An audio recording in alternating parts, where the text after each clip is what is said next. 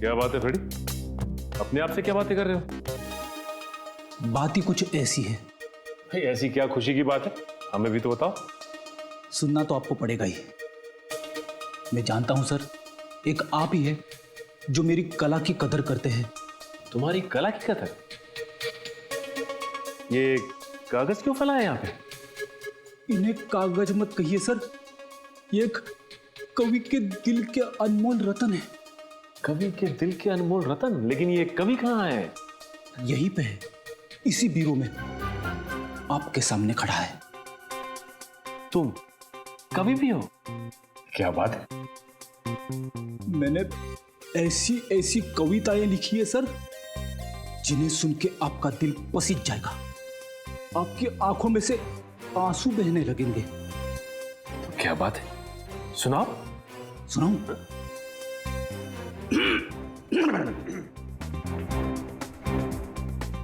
हर शाम अपने आंगन में बैठ के जब मैं डूबते सूरज को देखता हूं, हर शाम अपने आंगन में बैठ के जब मैं डूबते सूरज को देखता हूं, तो मेरे दिल में यह ख्याल आता है कि सूरज के साथ साथ पंकज क्यों न चला गया।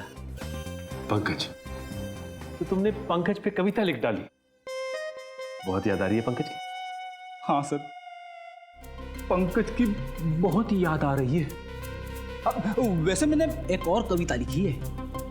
एक और? अभिजीत सर और तारिका के ऊपर। ठीक है, ये भी सुना दो। अभिजीत सर को पसंद है फॉरेंसिक लैब में जाना। अभिजीत सर को पसंद है फॉरेंसिक लैब में जाना।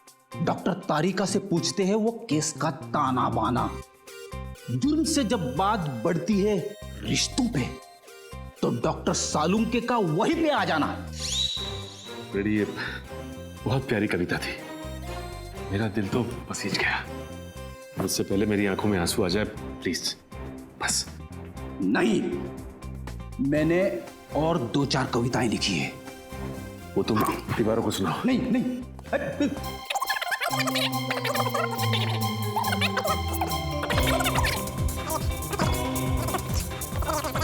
प्लीज फ्रेडी, बस बस प्लीज। थैंक गॉड, सही समय पे फोन आ गया।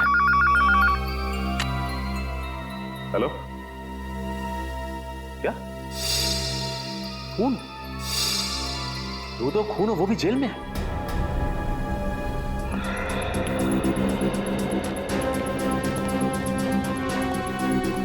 आइए सर, आइए सर।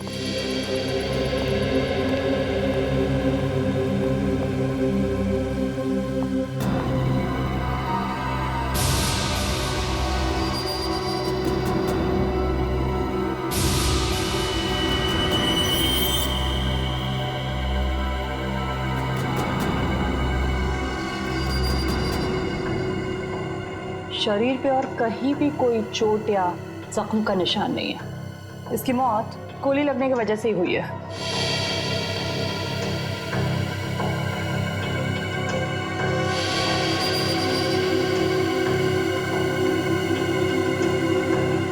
कहीं कोई एग्जिट वुंड भी नहीं है, इसका मतलब गोली शायद शरीर के अंदर ही।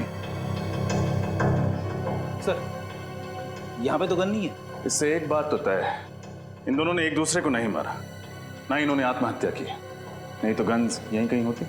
जरूर किसी तीसरे आदमी ने इनका खून किया है। जेल में खून? ऐसा कैसे हो सकता है? इन दोनों के साथ तो कोई तीसरा कैदी भी नहीं था। यही तो मैं सोच रहा हूँ जेलर साहब, जेल के स्पेशल सेल में कैद 2 कैदी वो मारे जाते हैं, कैसे? किसी ने गोलियां चलने की आवाज भी नहीं सुनी? नहीं सर, फंक्शन में गाना इतना तेज बज रहा था कि ठीक से कुछ भी सुनाई नहीं दे रहा था। गाना जितना भी तेज बज रहा हो, गोली की आवाज को नहीं दबा सकता। सर, शायद गन पर साइलेंसर लगा होगा। मतलब तुम ये तो मान रहे तुम्हारी मौजूदगी में कोई जेल के अंदर गन लेकर आया, वो भी साइलेंसर वाली गन, और इन दोनों को मार दिया? नहीं सर, अंदर तो कोई भी नहीं आया, हम दोनों तो यही पहरा दे रहे थे, है ना? हाँ सर। गोली की आवाज नहीं सुनी, किसी को अंदर आते नहीं देखा, कैसे हो सकता है? कहीं तुम दोनों भी बाहर फंक्शन में गाना सुनने तो नहीं चले गए थे? नहीं नहीं सर, हम दोनों तो यही थे, आप जेलर साहब से पूछ लीजिए। ये ठीक कह रहे हैं, ये दोनों यही ड्यूटी कर रहे थे। सर, मैं इन दोनों को फोरेंसिक लैब ले जाती हूँ। विकी और चंदन की लाश की पोजीशन को देख के लगता है कि जिस वक्त गोली चली वो दोनों जमीन पर लेटे हुए थे। शायद दोनों सो रहे होंगे जब इन्हें गोली मारी गई। लग तो ऐसा ही रहा है, लेकिन देखना ये गोली चली कहाँ से। बड़ी एक बात तो तय है कि इन्होंने आत्महत्या नहीं की, एक दूसरे पर गोली नहीं चलाई। गोली चलाई किसी तीसरे आदमी ने, और जिस वक्त गोली चली इस सेल में इन दोनों के अलावा और कोई भी मौजूद नहीं था। सेल का दरवाजा भी बाहर से बंद था, तो गोली सेल के अंदर से तो चली नहीं, गोली सेल के बाहर से चली, शायद यहां से। एक काम करो, लाश की पोजीशन पर लेट जाओ। आप मुझे कह रहे? हाँ, यहाँ कोई और तो है नहीं। ठीक है सर, अगर आप कह रहे तो मैं सो जाता हूं।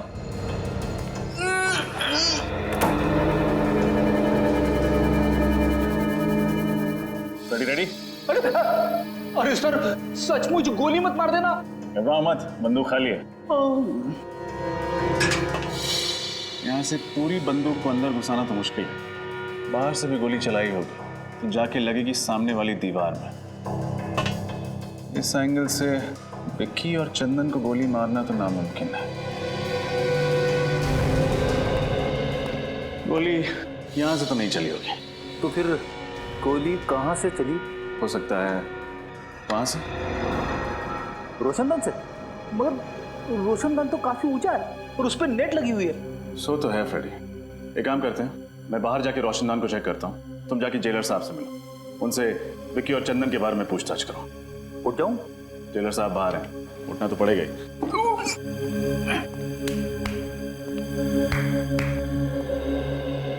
जेलर साहब, ये विकी और चंदन किस जुर्म की सजा काट रहे थे? ये दोनों बैंकों और अमीर लोगों के घरों में घुसकर चोरियां किया करते थे। ऐसे कैदियों को स्पेशल सेल में नहीं रखा जाता ना? ठीक है, ज्यादातर हम लोग ऐसे खूंखार कैदियों को स्पेशल सेल में रखते हैं जिन्होंने खून वगैरह किया। तो फिर आपने उन्हें वहां पे क्यों रखा है? नाक में दम कर दिया था इन्होंने, रोज किसी न किसी के साथ मारा मारी झगड़ा, इसलिए मैंने इन दोनों को दूसरे कैदियों से अलग कर दिया। झगड़ा मारा मारी? फिर तो काफी दुश्मन बना लिए होंगे इन दोनों ने इस जेल में। कोई भी कैदी इन्हें पसंद नहीं करता था। जेलर साहब, खून किसी कैदी ने किया है, लेकिन सर उनकी सेल के बाहर हमेशा सिक्योरिटी गार्ड का पहरा रहता था। इतनी सिक्योरिटी होने के बावजूद भी 2 खून हो चुके हैं। एक तो मैं सोच रहा हूँ, जबकि हमारे जेल के अनुशासन और नियम बहुत कड़े हैं, उसके बावजूद 2 कैदियों का कत्ल हो गया।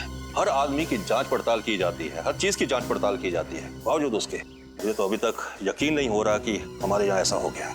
आपको यकीन करना पड़ेगा जेलर साहब, क्योंकि हकीकत यह है कि आपकी निगरानी में 2 खून हो चुके हैं। कैदियों से मिलने कौन कौन विजिटर्स आते थे, उन सब की लिस्ट चाहिए मुझे। ठीक है। ये रोशनदान तो काफी ऊंचाई पर है, यहाँ तक पहुंचने के लिए उन्हीं को या तो एक ऊंचा स्टूल या फिर सीढ़ी की या घोड़े की जरूरत पड़ी होगी, लेकिन ऐसा कोई भी सामान यहाँ तक लाना या फिर यहाँ से ले जाना बहुत मुश्किल है। एक खूनी ऊपर कैसे चढ़ा, और अगर वो वहां चढ़ भी गया तो गोली कैसे चलाएगा, क्योंकि जाली के साथ कोई छेड़खानी तो की नहीं गई, ना ही जाली में कोई छेद है। सर, मैंने जेलर साहब से कह के सारे विजिटर्स की लिस्ट मंगवा ली है जो कैदियों से मिलने आते थे। Very good. हाँ डॉक्टर तारिका।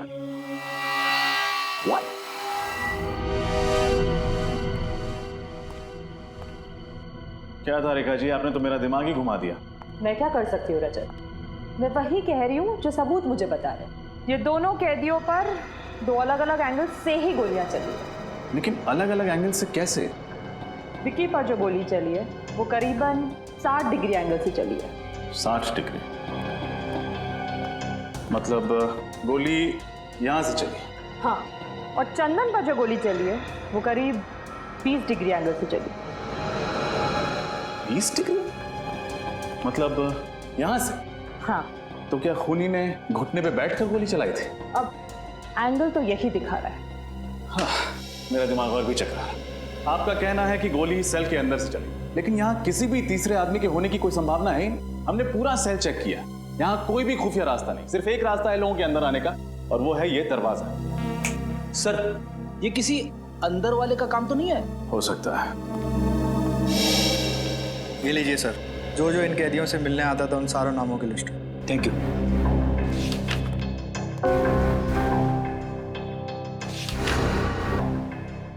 ये देखिए सर, जसलोक नाम का एक आदमी है जो पिछले 1 महीने से 2 कैदियों से मिलने हर रोज जेल में आ रहा है। दोनों कैदियों के नाम?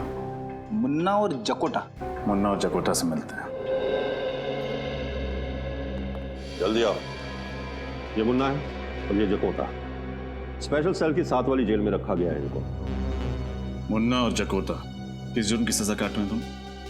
लुटेरे हैं तुम। सुनसान हाईवे पर मुसाफिरों को रोककर उनके पैसे गहने वगैरह छीन लेते हैं। पर कभी किसी मुसाफिर का नुकसान नहीं किया साहब। मुसाफिरों को नुकसान नहीं पहुंचा, लेकिन जेल के अंदर 2-2 खून कर दिए। 2-2 खून? साहब ये क्या कह रहे हैं आप? किसी का खून करने के बारे में हम कभी सोच भी नहीं सकते। बनो मत। विक्की और चंदन के साथ तुम दोनों का 36 का आंकड़ा था ना? 36 का नहीं, 37 का कहिए। कोई दिन ऐसा नहीं गया जब इन दोनों की उन दोनों के साथ तू में ना हुई हो। कई बार तो हाथापाई की नौबत आई है। साहब, विक्की और चंदन को तो आपने अलग सेल में बंद कर दिया था, फिर हम उन्हें कैसे मार सकते हैं साहब? मार सकते हैं, जरूर मार सकते हैं, अपने उस साथी की मदद से जो पिछले 1 महीने से हर रोज तुम दोनों से यहाँ मिलने आता। साथी? आप लोग किस साथी की बात कर रहे हैं साहब? जसलोक की बात कर रहे हैं। जसलोक? वो तो वो क्या? जसलोक का नाम सुनते ही तुम दोनों के पसीने के छूटने लगे। आप लोग गलत समझ रहे हैं साहब। हमारा और जसलोक का ऐसा कोई इरादा नहीं था साहब। तो फिर क्या इरादा था? सच सच बता दो, वरना जसलोक से तो सच निकलवा ही लेंगे हम। अब हमें सब सच बता देना चाहिए, ना 2-2 कत्ल का इल्जाम हमारे सर पे आ जाएगा। आपस में खुसुर फुसुर करने से कुछ नहीं होगा। जल्दी बोलो क्या बोलना है। साहब, विक्की और चंदन हमारे दुश्मन नहीं, दोस्त थे। झूठ, फिर से झूठ। नहीं साहब, हम सच कह रहे हैं साहब। हम चारों जसलोक की मदद से जेल तोड़ के भागने की साजिश कर रहे थे। जेल तोड़कर भागने की साजिश? हाँ साहब, इसीलिए उस दिन हमने जेल में झगड़े का नाटक किया था, ताकि आप लोगों को हमारे ऊपर शक ना हो। इतना बड़ा धोखा, इतनी बड़ी साजिश। देखो, अगर ये बात गलत निकली ना तो आप फिक्र मत कीजिए जेलर साहब, जब भी जसलोक हमारे हाथ लगेगा सच तो बाहर आ ही जाएगा। किसी और पर शक है आपको?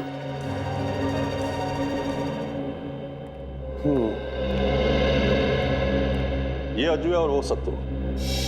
इन दोनों की भी बहुत बहसबाजी हुआ करती थी विक्की और चंदन के साथ। बहस तो होगी ना साहब, वो दोनों हर वक्त झगड़ा करने का बहाना ढूंढते रहते थे। हाँ हाँ साहब, बिना झगड़ा करे उनका तो खाना ही हजम नहीं होता था। कहीं तुम दोनों का झगड़ा जकोटा और मुन्ना जैसा नकली तो नहीं था? नकली? नहीं साहब, ये क्या कह रहे हैं आप? लो, तुमने अपने ही मुंह से कह दिया कि झगड़ा असली था। इसका मतलब तुम लोगों के पास ठोस वजह थी उन दोनों की जान लेने की। नहीं साहब, हम खूनी नहीं हैं, हम तो मामूली चोर उचक्के हैं, और हम खून क्यों करेंगे उनका? हाँ साहब, वैसे भी जेलर साहब ने उन दोनों को जब से स्पेशल सेल में डाला है तब से हम दोनों का वहाँ आसपास भटकना भी मुश्किल हो गया था। जेलर साहब, ऐसे कौन कौन से लोग हैं जो स्पेशल सेल में जा सकते हैं? सबसे ज्यादा तो इस मनोहर का जाना आना होता था उस सेल में। यही उस सेल की साफ सफाई किया करता था। हाँ साहब, मेरी बदकिस्मती थी कि मैं ही उस सेल की साफ सफाई करता था। क्यों? ऐसा क्या हुआ था? हाँ साहब, बेवजह झगड़ा करते थे, धक्का मारते थे, कई बार तो उन्होंने थप्पड़ भी मारे थे। अरे, वो दोनों तुम्हें मारा पीटा करते थे, ये बात तुमने मुझे पहले क्यों नहीं बताई? साहब, उन्होंने मुझे धमकी दी, अगर मैंने किसी से शिकायत की तो मुझे और मारेंगे। मनोहर, कहीं ऐसा तो नहीं कि वो दोनों तुम्हें बहुत तंग करते थे इसलिए तुम्ही ने उन दोनों का? साहब, मैं तो उनके पास जाने से भी डरता था। मैं उनकी जान कैसे लूंगा साहब? मच्छर था साहब, उनके सामने में एक मच्छर। जेलर साहब, क्या हो रहा है आपकी जेल में? स्टाफ की पिटाई हो रही, 2-2 कैदियों का खून हो गया। मैं तो खुद हैरान हूं। मुझे तो लगता था कि मेरी जेल में प्रशासन ठीक से चल रहा है, मगर तुम कौन हो? ये धनसुख है, चाय वाला। ये भी उस सेल में जाया करता था सुबह शाम चाय देने के लिए। अरे क्या हुआ धनसुख?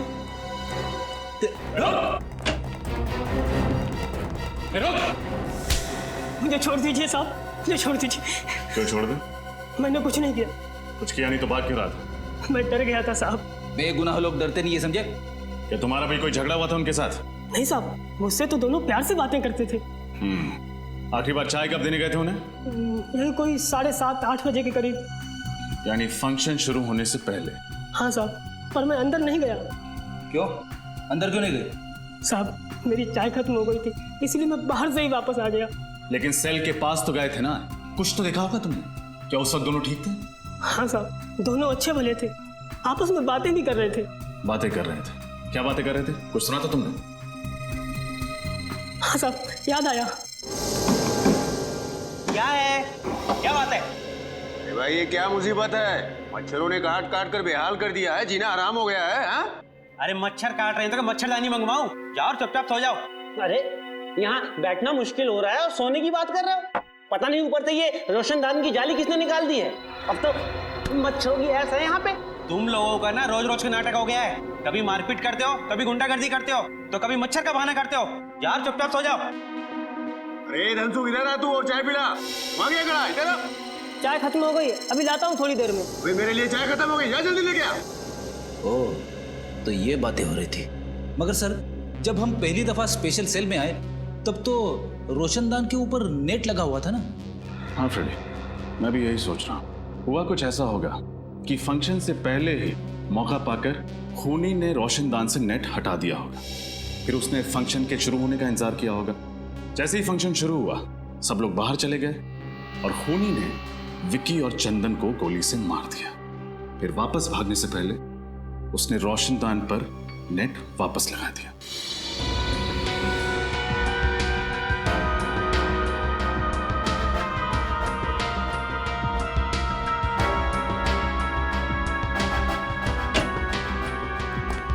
सर, ये रहा जसलोक। बड़ी मुश्किल से हाथ लगा है। 9-2-11 होने की फिराक में था। तो आप हैं मिस्टर जसलोक, जो पिछले 1 महीने से हर रोज मुन्ना, जकोटा, विक्की और चंदन से मिलने के लिए जेल में जाते थे। हाँ? क्या बकवास कर रहे हैं सर? एक तो आपका ऑफिसर मुझे जबरदस्ती उठाकर लेकर आया, ऊपर से आप अनाप शनाप बके जा रहे हैं। अरे जेल में किसी से मिलना गुनाह है क्या? जी नहीं, जेल में किसी से मिलना गुनाह नहीं है, लेकिन जेल से भागने में किसी की मदद करना गुनाह जरूर है। सर, मैंने किसी की मदद नहीं की और ना ही किसी साजिश में मेरा कोई हाथ है। देखो, मुन्ना और जकोटा अपना मुंह खोल चुके हैं। तुम्हारे लिए यही बेहतर है कि तुम हमारा समय बर्बाद ना करो। बोलो सच। सर, मैंने एक बार बोल दिया ना कि मैंने किसी की मदद नहीं की तो नहीं की। बड़ी लगता है ये भाई साहब शराफत से कुछ नहीं बताने वाले। इनके ऊपर उस चीज का इस्तेमाल करना ही पड़ेगा। समझ गया मैं। सर, किस चीज की बात कर रहे हैं? अभी पता चल जाएगा किस चीज की बात कर रहे हैं। सर बताइए ना प्लीज। अरे ये क्या है? ये सच बोलने का इंजेक्शन है। सच बोलने का इंजेक्शन? एक बार अगर ये इंजेक्शन लग जाए ना, तो आदमी तोते की तरह सच बोलने लगता है। सर, इसकी जरूरत नहीं, मैं सब बताता हूँ सर। मैं नुस्खा काम में आ गया। तुम क्यों रुक गए? शुरू हो जाओ। हाँ सर, मैंने उन लोगों की मदद करने का वादा किया था, वो सिर्फ इसलिए कि वो मेरे दोस्त थे। और जेल से निकलने के बाद इन चारों का क्या प्लान था? सर वो मुझे पता नहीं है, मैं तो सिर्फ जेल से निकलवाने में मदद कर रहा था। उसके बदले में वो लोग मुझे 10 लाख रुपए देने वाले थे सर। 10 लाख रुपए? हाँ, गोलियां शायद उस रोशनदान से ही चली हैं।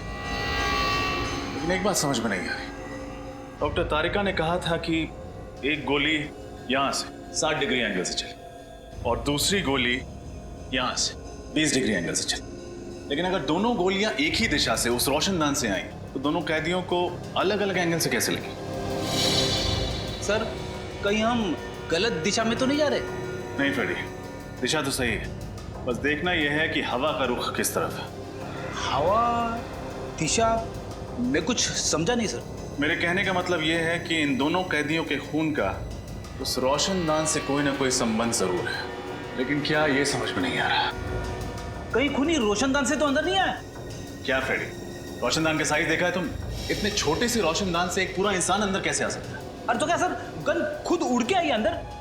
क्या कहा तुमने? नहीं सर, नहीं, शायद सही कहा तुमने। हाँ, गन उड़ के ही सेल के अंदर आई। गन उड़ के अंदर ही? हो सकता है गन किसी ऐसी चीज के साथ जुड़ी हुई जो उड़ सकती है, जैसे कि कोई खिलौना। हाँ सर, वो छोटे छोटे खिलौने होते हैं ना, वो हेलीकॉप्टर्स, एरोप्लेन, जिन्हें रिमोट कंट्रोल से उड़ाया जाता है। एग्जैक्टली। दरअसल हुआ कुछ ऐसा होगा कि खूनी रोशनदान के उस तरफ नीचे खड़ा हो, उसके हाथ में रिमोट कंट्रोल होगा, उसने इस रोशनदान के जरिए हेलीकॉप्टर को अंदर भेजा होगा। हेलीकॉप्टर में एक कैमरा फिट होगा जिसके जरिए खूनी देख सकता था कि हेलीकॉप्टर कहां जा रहा है। इसके अलावा हेलीकॉप्टर में एक मैकेनिज्म होगा जिससे वो दोनों गोलियां चली होंगी, जिससे कि विक्की और चंदन की नींद में ही मौत हो गई। ओह, अब समझ में आया गोलियां दो अलग अलग एंगल से कैसे चली है।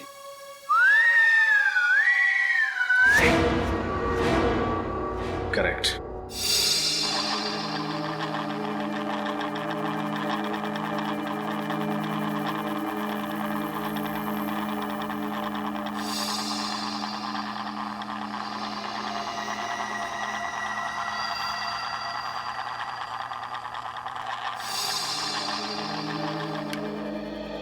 वो हेलीकॉप्टर भी कुछ इस तरह का होगा, इससे ज्यादा बड़ा नहीं हो सकता, नहीं तो फिर वो उस रोशनदान से सेल में घुस नहीं पाता। इसका मतलब ये काम किसी अंदर वाले का ही, जिसे ये अच्छी तरह से पता था कि रोशनदान की लंबाई और चौड़ाई कितनी है। हो सकता है ये आदमी कोई जेल का कैदी या फिर जेल का ही कोई आदमी, क्योंकि बाहर का कोई आदमी इतनी प्लानिंग से खून नहीं कर सकता। सर, ये मुजरिम भी क्या नए नए तरीके निकालते हैं खून करने के लिए। अगर इतना दिमाग किसी अच्छे काम में लगा दें तो समाज का कितना भला हो सकता है। हाँ, ये बात तो है श्रेया। खूनी ने दिमाग तो बहुत लगाया इसमें। रिमोट वाला हेलीकॉप्टर और रिमोट वाली गन। और इस तरह का हेलीकॉप्टर बाजार में तो मिलता नहीं होगा। खूनी ने जरूर किसी खास दुकान या कारीगर से बनवाया होगा। या शहर में जितनी भी इस तरह की दुकानें हैं जहाँ पे कस्टम मेड चीजें बनती हैं, वहाँ पता करते हैं। अच्छा, वैसा हेलीकॉप्टर चाहिए था आपको? हाँ, क्यों? मुझे लगा ऐसे हेलीकॉप्टर से तो जवान लोग खेलते हैं। क्या मतलब है तुम्हारा? मैं बुड्ढा दिखता हूँ तुमको? मेरा वो मतलब नहीं था सर। तो फिर क्या मतलब था? मुझे सिर्फ इतना बताओ, तुम्हारे पास इस तरीके का हेलीकॉप्टर है या नहीं? नहीं। अरे तो पहले बताना चाहिए था। इतनी देर से टाइम पास कर रहा था क्या? सुबह से कोई मिला नहीं? Excuse me. हाँ जी। आपकी दुकान में रिमोट कंट्रोल से चलने वाला हेलीकॉप्टर मिलता है? नहीं, ऐसा हेलीकॉप्टर तो हमारे दुकान में नहीं मिलता है। अगर ऐसा हेलीकॉप्टर आपकी दुकान में नहीं मिलता है तो आपको पता तो होगा ये कहाँ मिलता है। एक काम कीजिए सर, आगे चले जाइए और पूछ लीजिए, उनको शायद पता होगा कहाँ मिलता है। आपको नहीं पता? नहीं। तो ऐसा बोलो ना।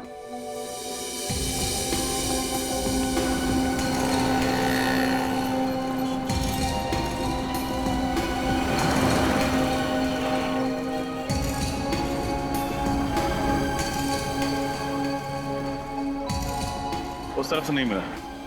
नहीं, उस तरफ भी कुछ नहीं। क्या फ्रेडी, हमारा चेहरा लाल क्यों? कुछ नहीं सर, कुछ भी नहीं मिला। उधर एक दुकान है, चल के पूछना।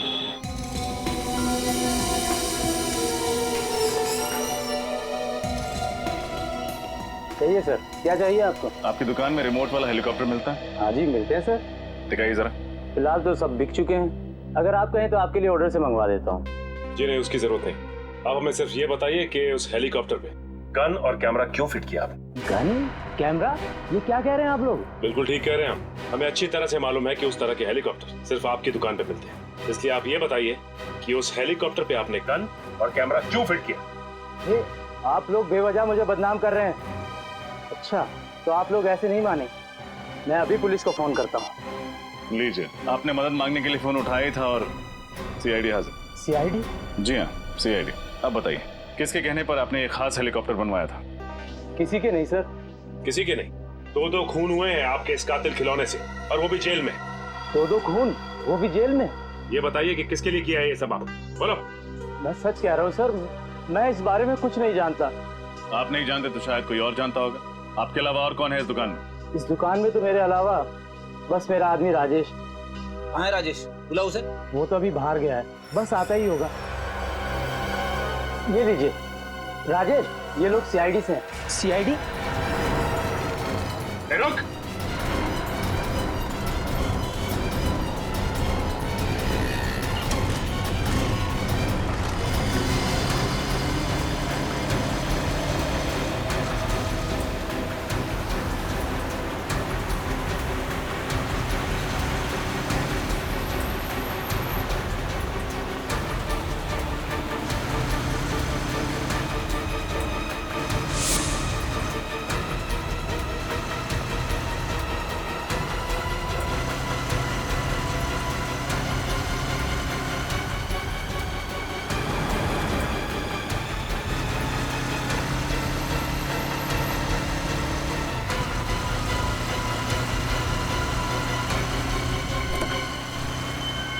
तेरी तो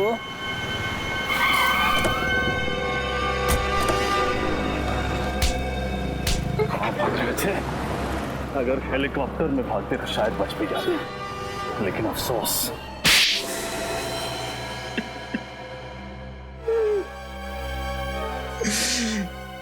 गलती हो गई साहब। मैंने जो कुछ भी किया पैसों के लिए किया। उस आदमी ने मुझे 50,000 रुपए दिए थे हेलीकॉप्टर में गन फिट करने के लिए। पैसों के लालच में तुमने एक खूनी की मदद की? गलती हो गई साहब, दोबारा ऐसी गलती कभी नहीं कर। जेल से निकलोगे तो दोबारा करोगे ना? किसने पैसे दिए थे? पता नहीं, उसका ना तो नंबर याद है, ना एड्रेस, ना ही नाम। चेहरा याद है उसका? शक्ल थोड़ी थोड़ी याद है उसकी। कम से कम कुछ तो याद आया इसे श्रेया। इससे स्केच बनवा लेते हैं और अपने क्रिमिनल डाटाबेस में चेक करते हैं। हो सकता है ये कोई पुराना अपराधी हो।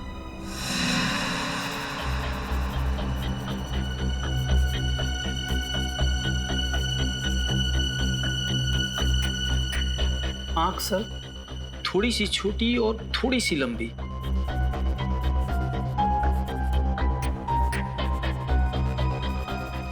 ये सही। होठ बिल्कुल सही, ऐसा है। और बाल सर? बाल छोटे छोटे थोड़े से और सुनहले सुनहले कलर का। हाँ सर, स्केच रेडी है।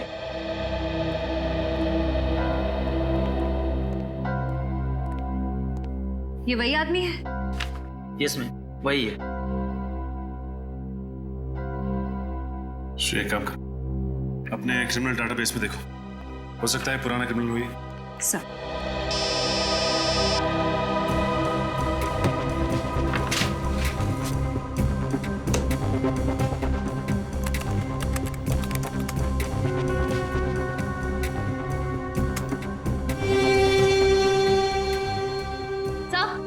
ये जगन नाम का पुराना मुजरिम है सर। ठीक है, मैं बाद में फोन करता हूँ। सर चोरी चकारी के जुर्म में कई बार जेल की चक्की भी पीस चुका है। छोटा मोटा चोरी करने वाला ये खूनी कब से बन गया? सर पिछले 6 महीने से उसी वसंत वज्र जेल में था, जहाँ पर विक्की और चंदन भी थे। इसका मतलब ये तीनों आपस में जरूर मिले होंगे और तीनों का कोई ना कोई कनेक्शन है। ये क्या, हफ्ते भर पहले ये जेल से छूटा है और जेल से छूटते ही सीधा हेलीकॉप्टर बनवाने पहुंच गया। लेकिन सर जेल से छूटने के बाद ये फंक्शन के दौरान जेल के अंदर घुसा कैसे? किसी ने इसे देखा कैसे नहीं? हो सकता है श्रेया कि ये खुद ना गया हो और विक्की और चंदन को मारने में इसकी मदद की हो किसी ने। अपने खबरियों को काम पे लगा दो, पता करो कि ये जगन है कहाँ पे। सर देखो रिंकू, अगर तुम्हारी खबर गलत निकली ना तो सोच। क्या साहब, रिंकू की खबर आज तक गलत निकली है? जो अब निकलेगी, जिस कबूतर की आपको तलाश है उससे यहीं पे घोंसला बना रखा है, यही है उसका घर। ये है जगन का ठिकाना। ठीक है रिंकू, ये रखो तुम अपने पास।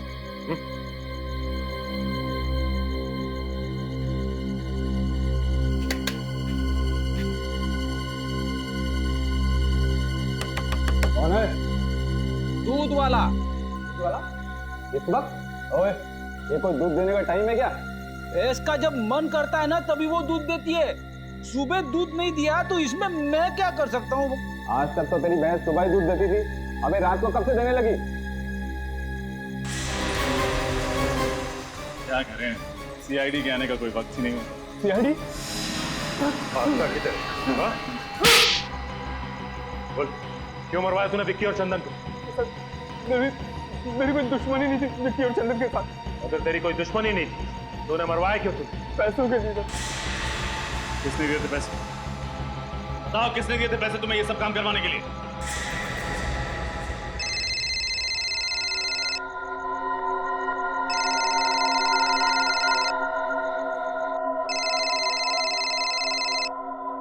हेलो, मैं जगन बोल रहा हूँ। मैंने तुमसे कहा था ना, तुम मुझे कभी फोन मत करना। देखो, मैं तुमसे मिलना चाहता हूँ। तुम्हारा दिमाग तो खराब नहीं हो गया? देखो, तुम्हें मुझसे मिलना ही पड़ेगा, नहीं तो मैं। नहीं तो क्या धमकी दे रहे हो मुझे? आज रात 9:30 बजे ज्वाला रोड इंतजार करूंगा। अगर नहीं आए तो? नहीं आए तो क्या कर लोगे? हेलो हेलो, नहीं आया तो क्या कर लोगे?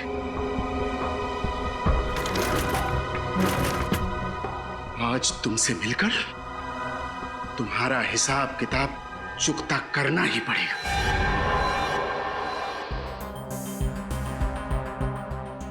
अब तो मैंने आप लोगों का काम कर दिया है, अब मैं जाऊं सर? अरे ऐसे कैसे जाने दे? अभी तक तो तुमने इंसाफ का आटा गूंदा है, प्रायश्चित की रोटी तो पकानी अभी बाकी है। इंसाफ का आटा, प्रायश्चित की रोटी? मैं कुछ समझा नहीं सर। तुमने खूनी को हमारे बनाए हुए जाल में तो बुला लिया, लेकिन तुम्हारा काम अभी खत्म नहीं होता है। उसे गिरफ्तार करने के लिए तुम्हें हमारे साथ चलना होगा। नहीं सर, मैंने उसे धमकी देकर उसे बहुत गुस्सा दिला दिया। अगर मैं वहां गया ना तो वो मुझे भी मार डालेगा। बड़ा डर लग रहा है तुम्हें मौत से? उस वक्त एक बार भी नहीं सोचा जब जेल में 2 कैदियों को मौत के घाट उतारने की प्लानिंग चल रही थी? सर, मैंने जो कुछ भी किया उसके लिए मैं बहुत शर्मिंदा हूं। मैं आप लोगों से वादा करता हूं सर कि आज के बाद मैं कोई भी गुनाह नहीं करूंगा। कैसे करें तुम्हारे वादे पे यकीन? एक जुर्म की सजा काट के आए हो और दूसरा गुनाह कर बैठे। सर, मेरे लिए नहीं तो कम से कम मेरे बीवी बच्चों के लिए मुझे माफ कर दीजिए। मेरे बिना उनका भविष्य अंधकार में हो जाएगा। बड़ी फिक्र है ना तुम्हें अपने परिवार की? जुर्म करते वक्त एक बार भी ख्याल नहीं आया उनका? सर, मुझे एक मौका दे दीजिए अच्छा इंसान बनने के। मैं आप लोगों को कभी शिकायत का मौका नहीं दूंगा और आप लोग जैसा कहेंगे मैं वैसा करने को तैयार हूं सर। ठीक है, जिसका भी हाथ है इन सब के पीछे, वो जल्द से जल्द हमारी गिरफ्त में होगा।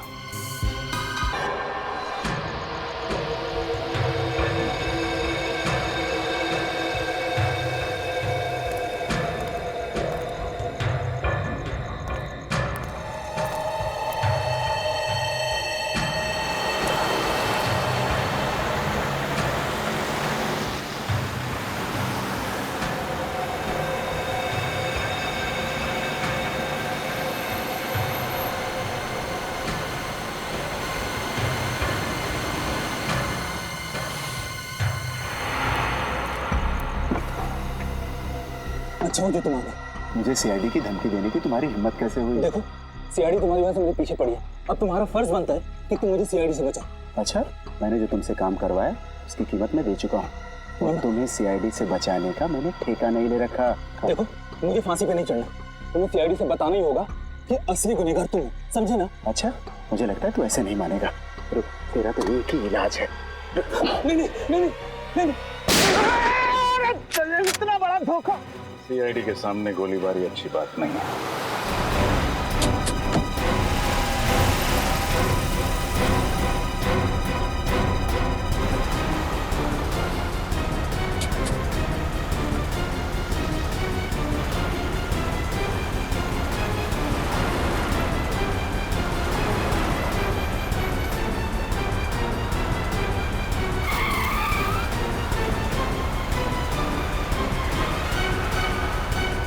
जिस तरह से गाड़ी चला रहा है, कहीं किसी को नुकसान ना पहुंचा दे।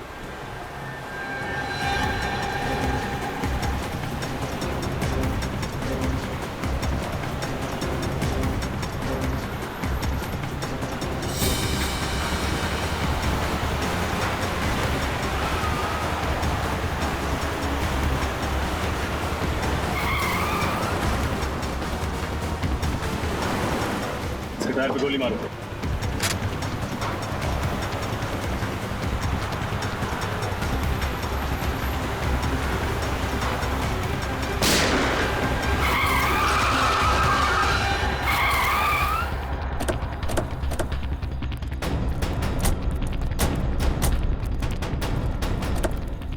विजय बाबू, खेल खत्म तुम्हारा। जाने दो मुझे। चल, जाने दे। जाने दे। शर्म आनी चाहिए तुम्हें। कानून की सेवा करते हो और 2 कैदियों का खून कर डाला।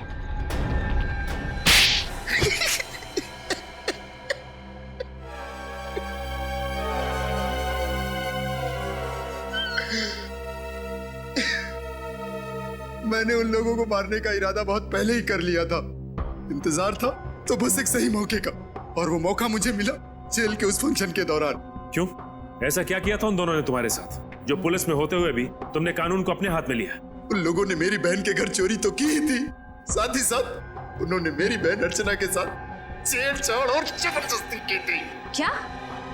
तो तुमने ये बात किसी से कही क्यों नहीं? मैं डरता था कि समाज में बदनामी होगी, मेरी बहन का घर से बाहर निकलना मुश्किल हो जाएगा, बस इसी डर से मैं अपना मुंह बंद करके बैठा था और विक्की और चंदन इसी डर का फायदा उठाकर मुझे ब्लैकमेल करने लगे थे।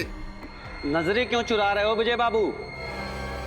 लगता है हमें देखकर विजय बाबू की आंखों में आंसू आ जाते हैं, इसलिए नजरें चुरा लेते हैं। क्यों?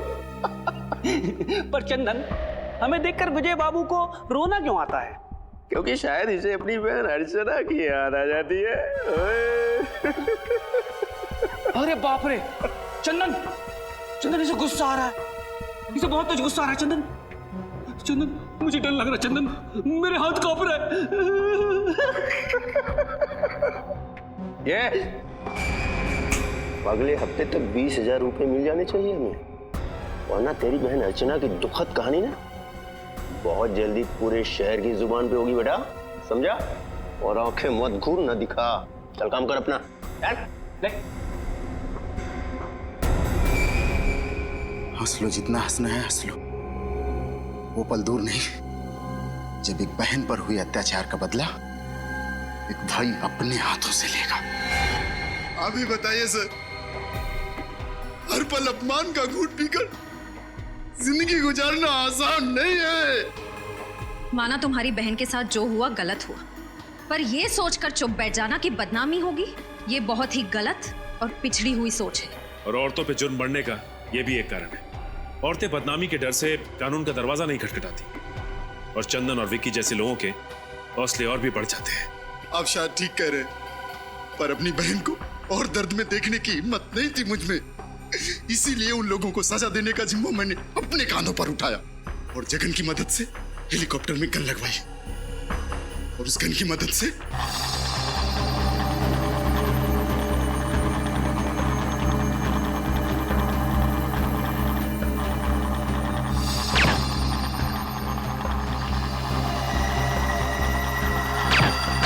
माना कि तुमने जो किया अपनी बहन का बदला लेने के लिए किया, पर अगर बदले की आड़ में हर इंसान जुर्म करने लगे तो समाज में जंगल राज फैलने में देर नहीं लगेगी। मैंने जिन लोगों को मारा वो कोई अच्छे लोग नहीं थे। ये सही है कि वो लोग अच्छे नहीं थे, लेकिन गुनाह तो फिर भी गुनाह होता है, और तुम्हें क्या सजा देनी है यह अदालत तय करेगी।